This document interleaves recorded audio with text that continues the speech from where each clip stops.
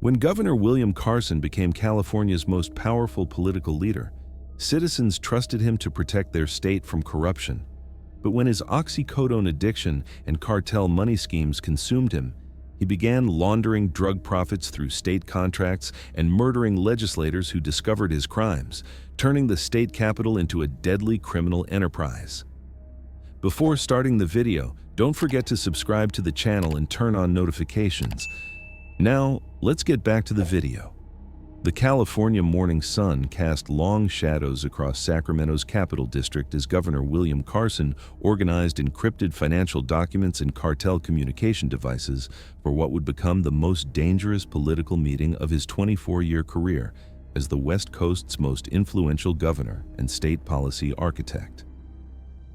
At 58 years old, William had established himself as California's premier political leader, controlling state budgets worth hundreds of billions and federal cooperation programs that attracted international drug cartels, money laundering operations, and organized crime syndicates who valued his access to state resources and his reputation for facilitating the most profitable government contracts affecting economic development and infrastructure projects throughout the nation's most populous state.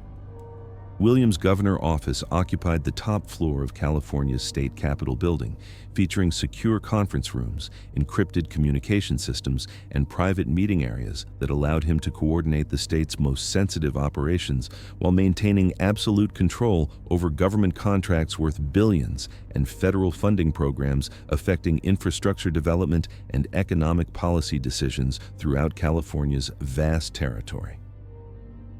The interior of William's office reflected his mastery of state politics and his understanding of government administration expectations for both policy excellence and absolute discretion during the most critical decision-making processes affecting California's economic future, featuring walls displaying political appointments from multiple presidential administrations, photographs of major infrastructure projects, and testimonials from grateful business leaders whose development projects had been approved through his state administration and strategic policy guidance. But beneath William's reputation for political excellence lay a dangerous combination of prescription oxycodone addiction, systematic money laundering, and calculated murder that had transformed his state government operations into criminal enterprises, where threatening legislators and suspicious investigators met their fate through staged accidents and witness elimination during vulnerable government proceedings. "Good morning, Governor Carson," said State Senator Lisa Rodriguez, arriving for her weekly policy briefing about ongoing federal investigations and budget oversight that required William's approval for infrastructure projects and spending allocations affecting California's reconstruction programs. Lisa had recently discovered irregular contract procedures and had begun questioning William's explanations about emergency development authorizations that seemed to bypass normal state oversight processes and federal compliance requirements. "Good morning, Senator Rodriguez," William replied, with the political authority and state governance expertise that had made him legendary among California's business community, who viewed him as both development facilitator and economic guardian, capable of navigating complex federal regulations while ensuring maximum profit through sophisticated contract negotiations and strategic budget allocations affecting infrastructure reconstruction and economic growth programs throughout the state. Lisa had become William's most dangerous political opponent, not because of her demanding oversight requirements or her federal coordination requests, but because of her recent discovery of unauthorized financial transactions and her growing awareness of the money laundering operation that William had been conducting, while supposedly providing legitimate state governance for California's development programs and federal funding coordination affecting infrastructure projects and economic policy. What Lisa didn't know was that William had been systematically laundering cartel money and murdering political opponents for over 4 years, using his governor authority and access to state resources to coordinate drug money processing operations, while eliminating anyone who discovered his financial crimes or threatened to expose his criminal exploitation of state government for cartel facilitation and money laundering schemes affecting federal oversight and law enforcement cooperation. William's transformation from respected governor to calculating killer had begun 6 years earlier, when his prescription oxycodone addiction had escalated from legitimate pain management following a campaign injury to daily dependency that consumed his substantial governor's salary and forced him into relationships with Mexican drug cartels who offered enormous payments for state-level money laundering cooperation and political protection, affecting drug trafficking operations throughout California's extensive border regions and international trade corridors. His addiction cost over $3,000 per day, while his access to California's vast state budget provided unprecedented opportunities for coordinating money laundering operations that processed hundreds of millions in cartel profits through legitimate state infrastructure contracts and federal funding programs affecting economic development and construction projects throughout the state. His criminal activities escalated when several legislators and federal oversight personnel discovered evidence of unauthorized financial transfers and threatened to report their suspicions to federal agencies, investigating state-level corruption targeting California's budget processes and infrastructure development programs affecting federal funding and law enforcement cooperation. William murdered his first victim, a suspicious state auditor who detected irregular financial records, by orchestrating a highway accident using cartel assets that appeared to be random traffic incident rather than political assassination designed to protect money laundering operations. The success of his first murder convinced William that eliminating threatening political opponents and suspicious oversight investigators was both necessary for protecting his laundering operation and achievable, given his gubernatorial immunity and his ability to coordinate with cartel networks who could stage accidents and eliminate witnesses while providing plausible cover stories involving transportation safety and infrastructure hazards affecting California's political environment. Over the following 4 years, William murdered 12 additional individuals using various cartel methods and state resource coordination that took advantage of his governor authority. His access to criminal networks during vulnerable political meetings, and his ability to stage deaths as infrastructure accidents or cartel targeting that occurred during routine state government activities with personnel who had access to sensitive information that could expose money laundering operations. His victims had been carefully selected based on their discovery of his criminal activities, their potential cooperation with federal authorities, or their knowledge of financial procedures that could expose his cartel coordination and systematic processing of drug profits through state government contracts and federal funding programs. His victims included Auditor Patricia Williams, a federal financial investigator who had discovered evidence of systematic money laundering and whose state capital consultation had resulted in fatal construction accident staged by cartel assets during routine infrastructure inspection. Legislator David Foster, who had reported suspicious financial activities and whose state government meeting had ended in fatal carjacking using weapons obtained through cartel networks. And Agent Jennifer Martinez, a federal organized crime investigator who had been tracking cartel money and whose governor briefing had resulted in fatal exposure to concentrated fentanyl disguised as document contamination affecting federal oversight of state financial systems. The money laundering operation had become extraordinarily sophisticated, with William coordinating the processing of cartel profits through carefully selected state infrastructure projects that provided legitimate cover for massive financial transfers. Construction contracts worth hundreds of millions were awarded to cartel-controlled companies that existed primarily to process drug money through legitimate business transactions involving state government resources. Highway construction projects in Southern California served as primary money laundering vehicles, with cartel organizations bidding on state contracts using drug profits that were then processed through legitimate construction activities and government payments. The projects were often unnecessarily expensive and prolonged, maximizing the volume of cartel money that could be processed through state government channels while avoiding federal detection through careful manipulation of contract procedures and financial documentation. Governor Carson, I need to discuss serious concerns about money laundering and reports of cartel connections to your state administration, said FBI Special Agent Maria Torres of the Bureau's Organized Crime Division, arriving at Williams' office carrying federal warrants to inspect his financial procedures and interview him about suspicious state government activities. Special Agent Torres specialized in investigating political corruption and cartel money laundering and had developed expertise in recognizing patterns of financial manipulation and organized crime infiltration affecting state government operations. Special Agent Torres's investigation represented an existential threat to Williams' criminal operation, as her federal organized crime expertise and access to cartel investigation databases could expose the systematic money laundering operations and connect him to multiple suspicious deaths during state government activities and political meetings affecting federal oversight and law enforcement cooperation. Special Agent Torres: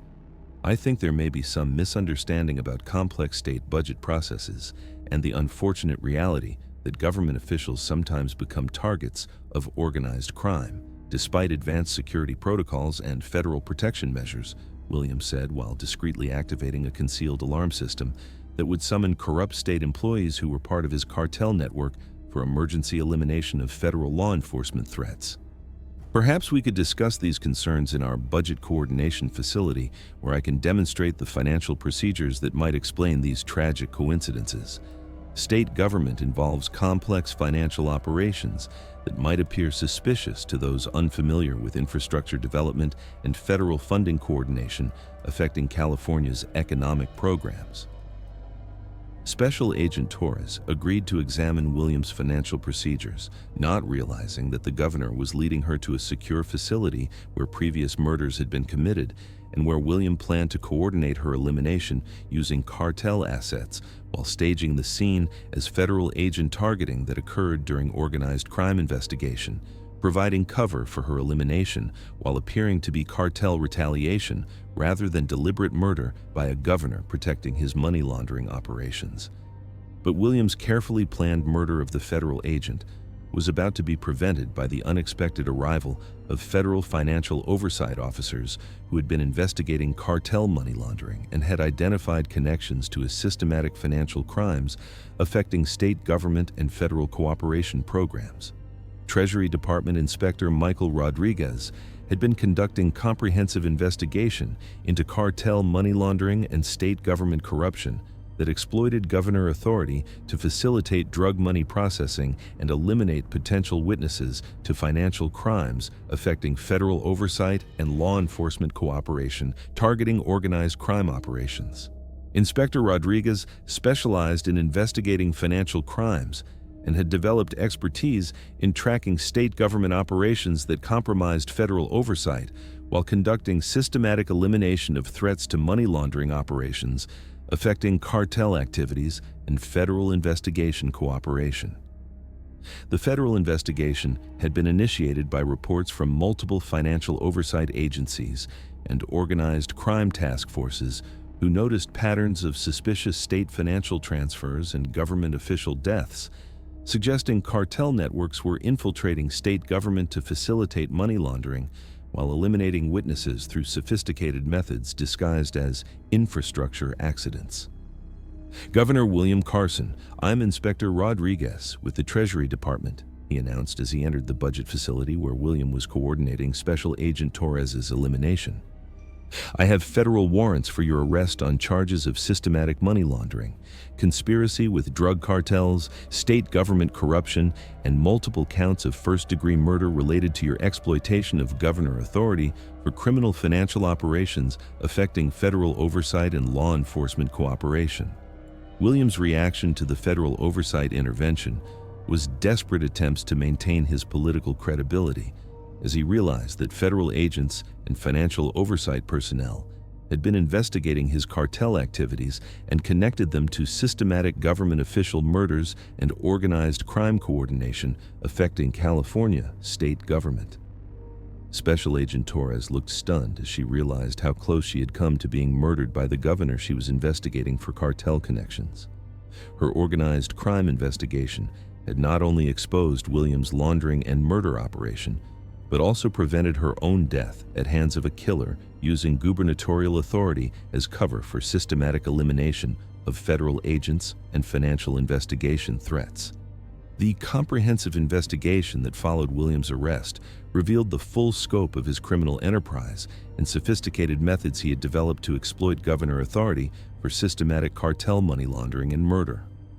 Forensic analysis of Williams' state operations revealed extensive evidence of his laundering activities, including sophisticated financial systems for processing cartel money through state contracts, detailed records of drug profit processing worth billions, and comprehensive files containing state financial information that had been exploited to facilitate massive money laundering operations affecting federal oversight and law enforcement cooperation. The investigation uncovered Williams' connections to Mexican drug cartels who had been coordinating money laundering and state government corruption operations while using his governor access to process drug profits and eliminate witnesses through sophisticated methods disguised as infrastructure accidents and organized crime targeting affecting state government personnel and federal investigators. Most disturbing was discovery of Williams' detailed knowledge of state financial systems and cartel operational methods, which he had used to develop increasingly sophisticated approaches for processing drug money while eliminating government officials who discovered his laundering operations or threatened to expose his cartel coordination activities affecting federal oversight and law enforcement cooperation. Governor William Carson was ultimately convicted of 13 counts of first-degree murder, systematic money laundering, conspiracy with drug cartels, state government corruption, conspiracy to obstruct federal justice, and numerous other charges related to his exploitation of governor authority for criminal financial operations affecting federal oversight and law enforcement cooperation. The conviction sent unprecedented shockwaves throughout California's political establishment, prompting immediate reforms in state government oversight, financial monitoring, and gubernatorial addiction prevention measures designed to protect state resources from exploitation by corrupted political officials involved in organized criminal activities. Several other governors and state officials were investigated for similar criminal activities, resulting in enhanced oversight of state operations and new requirements for financial verification, contract monitoring, and federal cooperation measures, making it difficult for cartel networks to exploit gubernatorial authority for systematic money laundering operations. Special Agent Torres and Inspector Rodriguez received recognition for their collaborative investigation and became specialists in state government corruption investigation, developing new techniques for identifying money laundering operations and protecting federal oversight from exploitation by corrupted political officials. State Senator Lisa Rodriguez and other surviving government personnel required extensive security protection and financial audit verification to overcome trauma of learning that their trusted governor had been systematically laundering cartel money and murdering government officials while exploiting his authority for organized criminal activities.